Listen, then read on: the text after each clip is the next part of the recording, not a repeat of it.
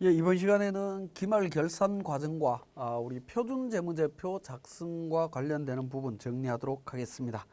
자, 우리 일반 전표나 메인 매출 전표와 관련되는 부분 1월 달부터 12월 달까지 전표 입력이 완료되었다라고 하면 결산 과정을 거쳐야 되는데요. 그 결산 과정에서 먼저 정리해야 되는 부분들이 결산 과정에 있는 오류 확인 데이터부터 한번 체크를 해보도록 하겠습니다. 자, 데이터 분석 관리 쪽에 가시면 데이터 관리 1이 있고요. 여기에 보시면 데이터 체크라고 하는 부분이 있습니다. 자, 데이터 체크라고 하는 부분에서 기본적으로 에러 체크 조건이 선택이 되어 있고요. 자, 그 부분을 F6번 해서 이제 검사 시작을 통해서 한번 확인을 해 보실 필요가 있습니다. 여기 보시면 경고라고 해서 메인 매출 분계에서 공급 대가와 분계 금액이 틀린다. 그 다음에 영세율 매출 구분 오류 관련되는 정보들이 있습니다. 제가 사례로 만들어 놓은 건 이런 부분들이 에러 내용이 있습니다만은 실무에서 내용들을 확인하신 후에 반드시 에러 내용을 수정해야 될 사항들이 있다라고 하면 여러분들이 한 번씩 체크해서 정리를 하시면 됩니다. 특히 차대변 오류가 나는 경우에는 반드시 확인하셔갖고 정리를 하셔야 되겠습니다. 그래서 수시로 데이터 체크를 한번 해보시는 게 좋을 것 같습니다. 자, 이렇게 이제 데이터 체크를 하고 난 다음에 재무회계 쪽에서 이제 결산 작업을 한다라고 하면 매출원가에 대한 부분들 정리하시기 이전에 현금 예금 조정부터 먼저 진행을 합니다. 자, 현금 예금 조정을 진행을 하게 되면 현금 일괄 조정, 직접 조정, 당좌 예금, 보통 예금, 계정 코드 관련되는 부분이 있는데요. 자, 현금 일괄 조정이라고 하는 부분들은 현금 예금 조정과 관련되는 부분들은 자, 회사에서 직접 기정을 할 경우에는 실질적으로 현금 잔액에 대한 현금 출납장에 대한 현금이 부족할 때는 지출이 거의 안 되겠죠. 그죠? 안 되겠지만 우리 세무 대리인들이 기장을 할 때는 현금과 관련되는 지출과 관련되는 부분에 시차 차이라든가 이런 부분들 때문에 현금 잔액에 마이너스 금액이 나타난다든가 하는 부분들이 있습니다. 자, 그러한 부분들을 조정하는 과정이다라고 이해를 하시면 되겠습니다. 자, 일괄 조정이라고 하는 부분들은 예를 들어서 금토월에 1월 달부터 12월 달까지 계정 과목을 2번, 3번 인출금이나 자본금을 선택하신 다음에 우리가 조정하고자 하는 범위, 즉 현금 출납장의 현금 잔액의 범위를 말하는 겁니다.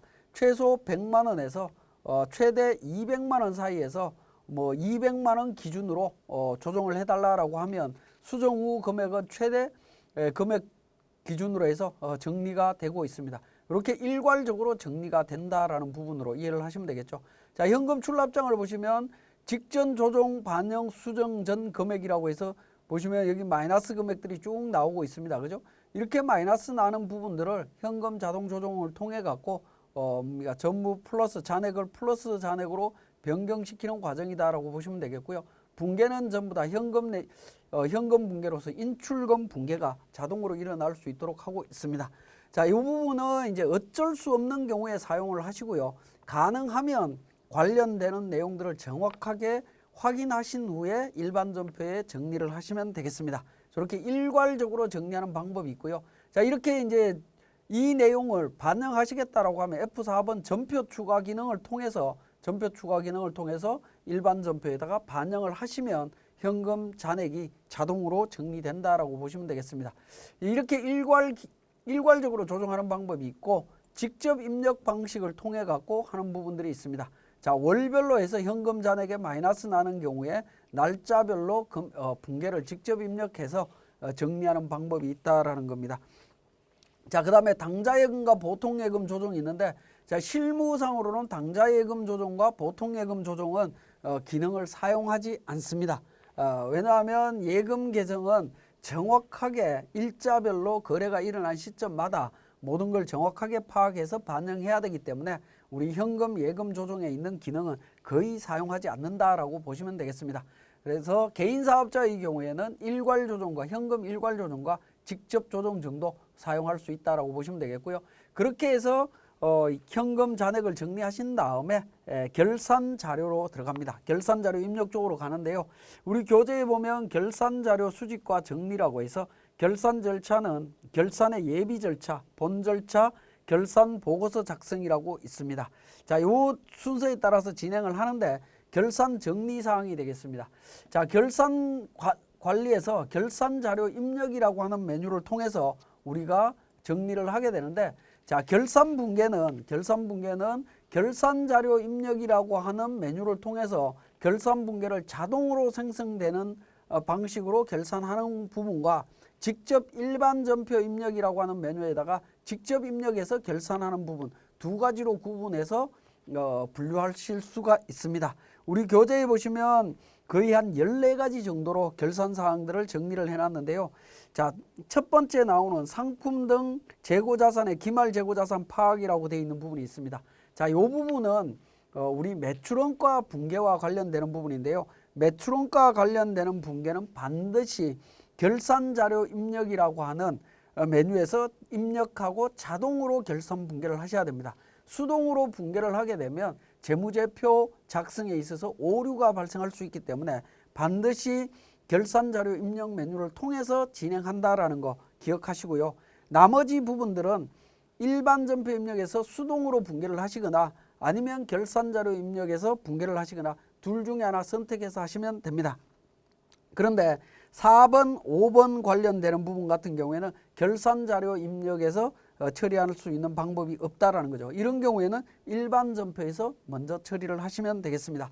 그러면 결산자료 입력에 메뉴를 입력하기 이전에 결산 순서를 어떻게 하셔야 되냐면 우리 교재에 있는 것처럼 일반 전표 입력 메뉴에서 직접 결산 분계를 해도 되는 부분들, 또 직접 하시겠다라고 하시는 분들은 반드시 먼저 하신 다음에 결산자료 입력을 통해서 추가적인 결산 처리를 하시면 되겠습니다.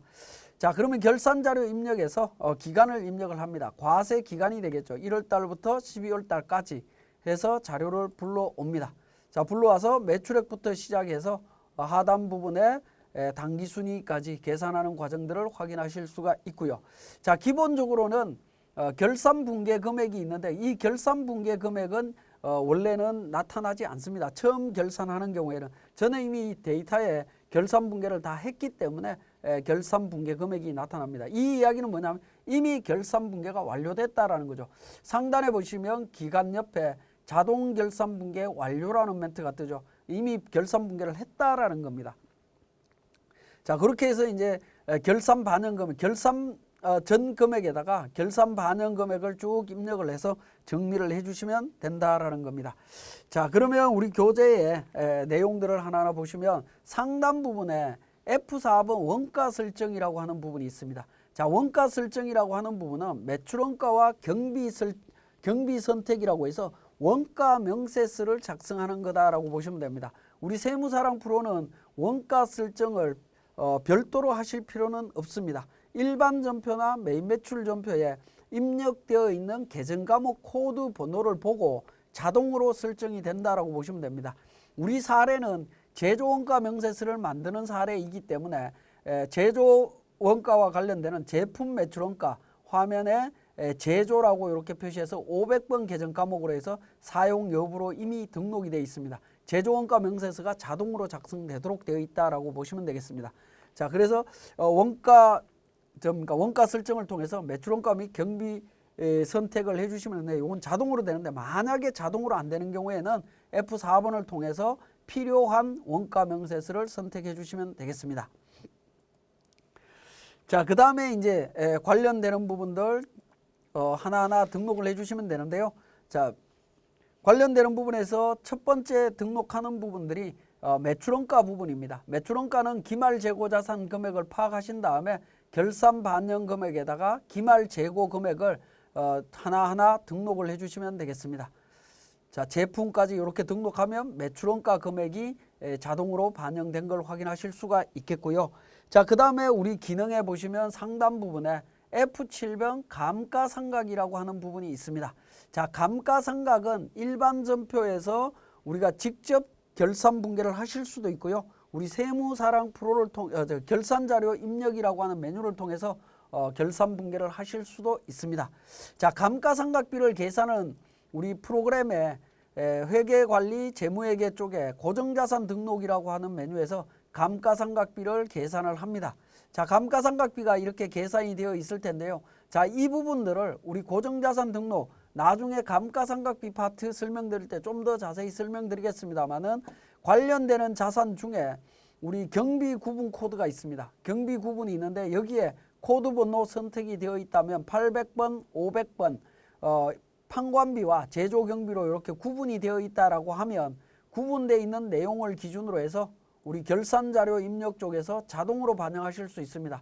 F7번 결산자료 입력에서 F7번 감가상각이라고 하는 메뉴를 클릭하시게 되면 그러니까 고정자산 등록에서 계산된 감가상각비를 반영하실 수 있다라는 겁니다. 자, 세로 불러오기를 통해서 반영하시면 됩니다. 결산 반영이라고 해서 버튼을 눌러서 반영을 해주시게 되면 상단 부분, 하단 부분 내려가게 되면 일반 감가상각비 관련되는 부분 반영되어 있는 것을 확인하실 수 있고요. 판관비 쪽에도 감가상각비 관련되는 부분 반영되어 있는 것을 확인하실 수 있습니다. 자, 이때 주의하실 거 우리 교재에 보시면 수동결산과 참고사항에 수동결산과 자동결산의 이중전표 처리 문제입니다. 자, 우리 사례를 한번 보시면 우리 화면에 보시면 자, 제조원가 쪽에 내용을 보시면 감가상각비 1200만 원 결산 전 금액에 1200만 원 반영이 되어 있고요. 결산 반영에 또 반영이 2800만 원 반영이 되어 있습니다. 자, 이 부분은 주의를 하셔야 되는 부분이 결산 전 금액에 1200만 원 들어있다라는 내용은 이 의미는 어떤 의미냐면 이미 일반 전표에 직접 결산 분계로 반영한 금액이 되겠습니다. 그래서 결산 반영 금액에 2800만 원을 추가로 입력하게 되면 1200만 원과 2800만 원 합쳐진 최종적으로 4000만 원이라고 하는 감가상각비가 계산이 되게 됩니다. 즉 이중으로 반영이 된다라는 거죠. 그래서 결산자료 입력을 통해서 진행하실 때 F7 감가상각 자료를 불러와서 반영하실 때에는 주의하셔야 되는 부분들이 자, 일반 감가상각비와 관련해서 결산 전 금액에 반영된 금액만큼은 내용을 삭제를 하고 반영을 하셔야 된다라는 겁니다. 제가 사례에서는 건물분에 대해서 이미 반영이 되어 있는 부분들입니다. 그래서 건물을 제외하고 반영을 하셔야 됩니다.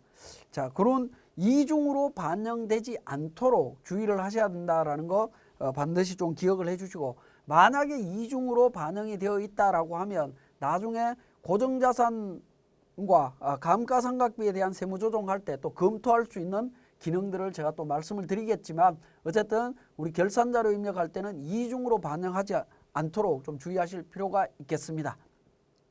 자, 그 다음에 F8번에 대손상각이라고 하는 부분입니다. 자, 대손상각이라고 하는 부분은 그러니까 기말 매출 채권, 즉 대손 충당금 설정 대상 채권하고 충당금 설정된 그러니까 그 충당금 잔액하고 비교해서 충당금 설정 금액을 계산해서 반영할 수 있는 부분들입니다. 자, 요 대손 상각비 계산을 한다라고 했을 때에는 자, 우리 이 기능을 통해서 활용을 하셔도 됩니다. 자, 3억에 1% 기준으로 잔액이 600만 원 있었기 때문에 300만 원 뭐 환입이 일어나겠죠. 그죠? 대손상각비 마이너스 금액으로 나타나는 이 내용을 확인하실 수 있습니다. 자, 요 내용을 뭐 반영하실 수도 있고 아니면 수동으로 직접 그러니까 결산 분계를 하실 수도 있다라는 겁니다. 자, 그렇게 해서 정리를 하실 수가 있고요. 자, 마찬가지로 퇴직급여 충당금에 대한 부분입니다. CF8 퇴직 충당이라고 되어 있는 부분이 있는데 퇴직급여 추계액을 입력을 하게 되면 충당금 설정액하고 비교해서 추가 퇴직급여 충당금을 설정할 수 있는 금액들을 확인하실 수가 있다라는 겁니다. 그걸 반영해서 정리를 해주시면 됩니다. 자, 이 부분은 감가상각비, 대손상각비, 그 다음에 퇴직급여 충당 다 마찬가지로 이중으로 계산되는 일이 없도록 좀 주의를 하셔야 되겠습니다. 퇴직급여 충당 같은 경우에도 보시면 이미 퇴직급여 충당금 전입액 쪽에 1억 4천이라고 하는 금액이 반영이 되어 있죠. 자, 이 부분은 이미 충당금을 설정을 했다라는 겁니다. 그럼에도 불구하고 CF 퇴직급여 충당이라고 해서 금액을 또 반영을 하게 되면 이중으로 계산될 수 있습니다. 이중으로 계산되지 않도록 좀 주의를 하셔야 되겠습니다. 자, 그리고 이렇게 결산 자료와 관련되는 내용들을 전부 다 반영을 했다라고 하면 반드시 F3번 전표 추가를 통해서 결산분계를 반영해 주시면 되겠습니다. 이미 결산분계가 완료가 돼 있는 경우에는 다시 반영하게 되면 기존 결산분계는 자동 삭제가 되고 새롭게 결산분계, 수정된 결산분계가 반영이 된다라고 보시면 되겠습니다. 자, 이렇게 이제 결산 자료 입력이 완료됐고 전표 반영까지 완료되었다라고 하면 마지막으로 이제 재무제표를 확정하시면 되겠습니다. 자, 재무제표 확정은 제조원가 명세서, 손익계산서, 재무상태표 순서로 작성하시면 됩니다. 자, 제조원가 명세서 작성을 합니다. 자, 제조원가 명세서 과세기간 종료일 12월 31일 입력을 해서 조회를 하면 되고요. 조회하고 나면 관리용, 제출용, 표준용이 있습니다. 요 세 가지 탭을 한 번씩 클릭하셔갖고 인식을 시켜주시면 되겠습니다. 자, 이렇게 표준용이 만들어지면 우리 개인 세무조정에 표준재무제표가 자동으로 만들어진다라고 보시면 되겠네요. 자, 제조원가 명세서 작성하시고요. 자, 두 번째 손익계산서로 갑니다. 자, 손익계산서 기간 12월 달로 해서 자료를 불러옵니다. 그리고 관리용, 제출용, 표준용으로 한 번씩 탭을 클릭하셔서 선택하시면 되겠습니다. 자, 이렇게 정리를 하신 다음에 손익계산서에서는 하나 더 추가를 하셔야 되는 부분이 CFO 전표 추가라고 하는 부분이 있습니다. 자, 전표 추가를 통해서 관련되는 분계에 대한 부분들 반영을 합니다. 이 내용은 뭐냐면 우리가 결산이 완료되고 나면 관련되는 손익계산서에 있는 수익과 비용 계정을 손익계정으로 대체를 하고 손익계정에서 당기순이익을 계산해서 순손실이나 당기순이익을 계산해서 재무상태표에 자본 항목으로 반영하는 분계라고 보시면 됩니다. 자, 이 부분은 법인사업자의 경우에는 이익잉여금 처분계산서에서 전표 추가를 하는 부분인데 개인사업자는 이익잉여금 처분계산서라는 기능이 없기 때문에 손익계산서에서 전표 추가 버튼을 통해서 반영을 하는 겁니다. 가끔씩 우리 결산을 할 때 손익계산서에서 전표 추가라고 하는 기능을 활용하지 않는 경우에 다음 연도로 마감 후 이월한 다음에 재무상태표나 이런 부분을 조회하면 대차 오류가 나타나는 경우가 있습니다. 전년도에 당기순이익이 재무상태표의 자본 항목에 제대로 반영이 안 되어 있다 보니까 오류가 나는 경우들이 있는데 그런 경우에는 이 손익계산서의 전표 추가 버튼을 통해 갖고 정리를 해주시면 당기순이익이 자동으로 반영된다라는 겁니다. 재무상태표에 반영됩니다. 그리고 재무상태표를 조회를 합니다. 재무상태표 조회를 해서 관리용, 제출용, 표준용으로 이렇게 정리를 해주시면 되겠습니다. 자, 재무상태표의 자본 항목 쪽에 가면 자본금과 인출금 쪽에 자본금이 전년도에 3억 원에서 그러니까 4억 7,500으로 늘어났죠. 당기순이익이 이미 여기에 반영이 되어 있다라는 의미로 이해를 하시면 되겠습니다. 자, 재무상태표 확인하시고요. 마지막으로 합계잔액시산표. 합계잔액시산표도 우리 관리용, 제출용, 표준용으로 해서 제출을 하시면 되겠습니다. 우리 법인 세무조정 시에는 합계잔액시산표는 별도로 제출하지 않습니다. 그렇지만 개인 종합소득세, 개인사업자의 경우에는 합계잔액시산표도 우리 소득세 신고할 때 함께 제출해야 되기 때문에 합계잔액시산표도 관리용, 제출용, 표준용으로 한번 인식해서 작성하시면 되겠습니다. 자, 관리용 쪽에서 합계잔액시산표를 하단 부분으로 내려보시면 자본금 밑에 손익계정부터 시작해서 그러니까 마지막 소득세 비용까지 관련되는 부분에서 차변, 대변, 잔액을 보시면 깨끗하게 잔액이 그러니까 없습니다. 그죠? 없는 이유는 손익계산서를 작성하면서 전표 추가 버튼을 통해서 수익 비용을 손익계정으로 대체하고 손익계정의 당기순이익이나 당기순손실을 자본금 계정으로 대체하는 분계를 형성을 했기 때문에 그렇습니다. 그래서 정상적인 분계 절차가 다 이루어졌다면 지금 보고 계시는 합계잔액시산표처럼 손익계정 하단 부분 내용들이 전부 다 차변, 대변, 잔액이 깨끗하게 제로로 되어 있어야 됩니다. 자, 이렇게 그러니까 표준재무제표까지 다 작성이 되었다라고 하면 우리 개인조정으로 넘어갑니다. 자, 과표 및 세액 계산 쪽에서 표준재무제표, 수익금액 조정 쪽에서 보시면 표준재무상태표가 있습니다. 자, 표준재무상태표 F12 불러오기를 통해서 인식을 하시면 됩니다. 자, 기본적으로 처음 작성하는 경우에는 자동으로 반영이 되어 있습니다. 반영이 되어 있고요. 그 다음에 두 번째 조금 수정사항이 있는 경우에는 반드시 표준손익계산서나 표준재무제표 쪽에서 F12를 통해 갖고 반드시 불러오기 기능을 통해서 새롭게 반영을 해 주셔야 된다라는 겁니다. 자, 이렇게 반영을 합니다. 원가 명세서도 마찬가지고요. 자, 원가 명세서도 새롭게 불러오기를 통해서 반영을 합니다. 자, 마찬가지로 표준 합계잔액 시산표도 F12 불러오기를 통해서 반영을 해 줍니다. 자, 이렇게 우리 결산이 완료된 이후에 표준재무제표를 만들고 개인 조정해서 표준재무제표에 대한 부분을 인식을 하게 되면 우리 이제 기본적인 종합소득세 신고와 관련되는 세무조정의 기본 정리가 완료되었다라고 보시면 되겠습니다. 자, 지금까지 우리 결산과 재무제표 확정에 대한 설명이었습니다.